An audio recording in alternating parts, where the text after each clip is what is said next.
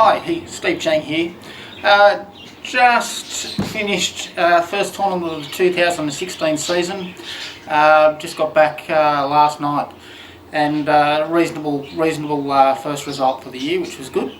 But at that tournament, family bassin tournament here in New South Wales, there was 27 new anglers to that field, and there was a number of inquiries around, what should I be using, how do I fish it. Some of these people are brand new to tournaments, some of them are even brand new to fishing, which is really good to see. But I thought I'd just share some of my insights for the fishing lines that I use, and why I use those particular lines. Quite regularly, anglers just turn up, they buy the most expensive gear they can, and go out and use it and hope that it does the job, not really knowing why they've picked it or why, or what it's designed to do. There's a massive amount of fishing lines out on the market, many brands, and many of those brands delivering different types of line as well. So I thought I'd just take 5 or 10 minutes just to run you through what I use and why, and what you can do if you're not quite sure. So I fish for bass, but this can equally go across brim, flathead, yellow belly, a number of different species. I guess smaller species, but I guess you could extrapolate it out using different pound lines for different type of fish as well. So in bass tournaments, what do I use and why? Well, first of all, fishing lines have changed a lot over the last 20 years. 20 years ago, the only thing that people would use would be something like this, or the platinum, which are monofilament lines. So pre-test and platinum, and I still use both of those products today. I use them for one only type of fishing, and that's surface fishing, because a monofilament line floats. It's got stretch, and it's ideal for surface fishing or fishing really shallow baits. So that's why I use monofilament, the platinum and the pre-test. They're a little bit more forgiving for anglers who aren't quite sure what they're doing, because they have that stretch, and that probably helps beginners. And there's obviously abrasion resistance and things like that, which come with having a quality mono, which Platypus put out on the market. The next thing that I probably do is, the most expensive braids aren't necessarily the best braids. There's a number of different braids on the market, and these are sort of the next step, or the higher end to the monos. And there's some entry-level stuff, there's some mid-level stuff, and then there's some high-end monofilament, braids. Personally, each braid has a specific use. And I see a lot of anglers go out there new to the tournament scene, even some really experienced anglers, they just buy one brand, one type, and they think that it's going to do everything for them. And sometimes yes it does, and sometimes no it doesn't, and they've got differing capabilities in braids. So I'm going to start with, I guess, what Platypus really have as their entry level now. They also carry super braid, but their platinum braid is sort of where my entry point is. It is an entry level type product, and surprisingly it's a very high quality entry level product, but surprisingly for me, I use this particular Platypus braid on my most expensive reel. So I'm using that on my most expensive bait cast reel.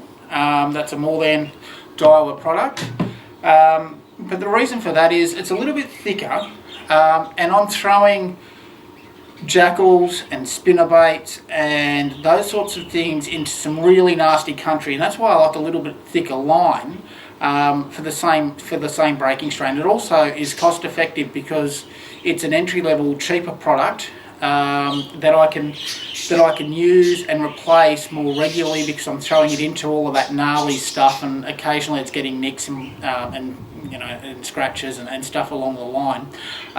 So it's a really good product to be using on reaction baits. Now it is a bit thicker than some of the other braids that Platypus put out, but that's also not a problem when you're throwing things like jackals and spinner baits and reaction type baits, because the fish really, they're reacting to what's in front of them. They're not finessey. They're really responding really quickly to that type of lure, and in that circumstance, the thicker braid really doesn't hurt.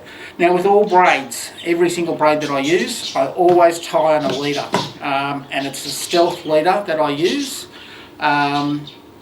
in every circumstance when I'm attaching to braid.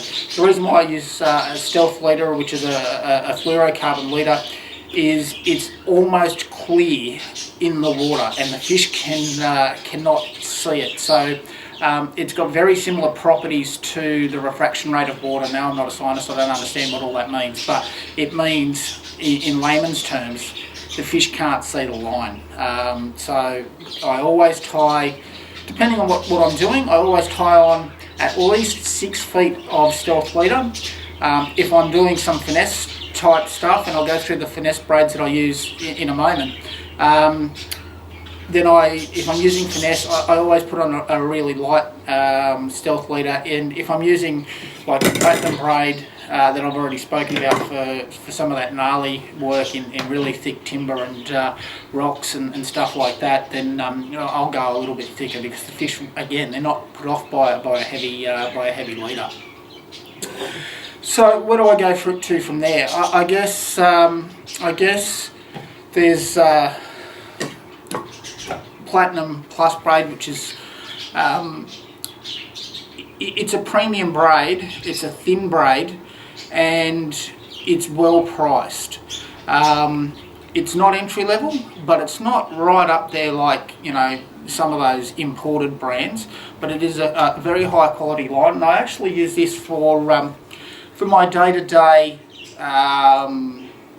more finesse style, but not ultra light working. So I'll throw jerk baits on this, I'll throw soft plastics on this, and I'll team this product, which is the Platinum Plus, and it's green. I'll throw soft plastics and all those jerk baits and stuff like that, where it is a little bit more finessey and the fish are a bit more cautious. And I guess primarily this stuff goes on my spin gear, my egg beaters, spin gear, whatever you want to call it, and it is used for that, just the day-to-day type of fishing. I then moved. Platypus has put out a brand new line just recently. It's called P8. Now P8 it's an orange line. It's very, very supple. It's an 8-strand braid, and it's thinner than most braids on the market. It's probably the premium braid in Australia right now, and it's absolutely fantastic stuff. I use this on the real finesse bites because there's no drag on this. It's so thin. As I say, it's supple, it's round, so it packs on the spool really, really nicely, and it casts sensationally. I use this when I'm, the bass guys, they probably understand, but when I'm gulping, because it is so thin and it's so light, and because it is a P8 braid, it doesn't take on the water like some of the 16 and 12 strand braids. So yeah, thin, smooth, supple, great braid, brand new to the market, and probably the premium out there at the moment. There is one other braid that I do use, and there are a million other types of braids out there, and Platypus does make a number of them. They've got bionic braid, they've got super braids, they've got jigging braids, they've got sinking braids. But for the type of work that I do, the type of fishing that I do, I don't use very much of them. But the one other one that I do use is the pre-test braid, and this, I guess, prior to P8 being launched, was my favourite finesse braid, and it's still going to have a place in my tackle box and on my rods. Again, it's type of a premium braid. It's very, very thin, but unlike pretty much any other braid on the market, this breaks at or very close to what it says on the pack. All of the other braids, Platypus brand, other brands, they're a little bit stronger than what the line rating is. So this one here is a 6 kilo line. It's probably as thick as it's probably as thick as a 10-pound P8, maybe slightly different in diameter, but it's IGFA rated, so it breaks very, very close to that rating. So you can be super confident that if you hook a fish and you've tied your knots right, this braid is going to land the fish up to around that same sort of weight range, depending on how you've got your drag set. Now, if you've got your drag set well, and all drag should be set to around about a third the breaking strain, you're pretty confident that you're going to get this fish, on this particular line. That comes in white, and it's also a really good rod in clear conditions, being white. I don't know why, but the fish seem to respond really well in really clear conditions to the white braid. Whether it's they can't see the braid because it's similar to the light colour or whatever, I'm not quite sure. But the white colour is certainly a standout if you're trying to do those sorts of things. So hopefully that's given you a bit of an indication on what I use and why. As I say, with every braid I use, put on some stealth leader. You don't have to have the best quality braid to go out there and go fishing, and likewise, you don't have to go out and spend thousands of dollars for these imported braids, or hundreds of dollars for these imported braids to put on your fishing reels, because the Australian-made stuff that supports the Australian economy, that supports Australian workers, that supports Australian anglers like myself, is equal to or better than many of the imported braids, and that's simply because of the Australian manufacturing process here in Queensland, Australia. So support Platypus, support Australia, and go out and catch yourself some fantastic fish.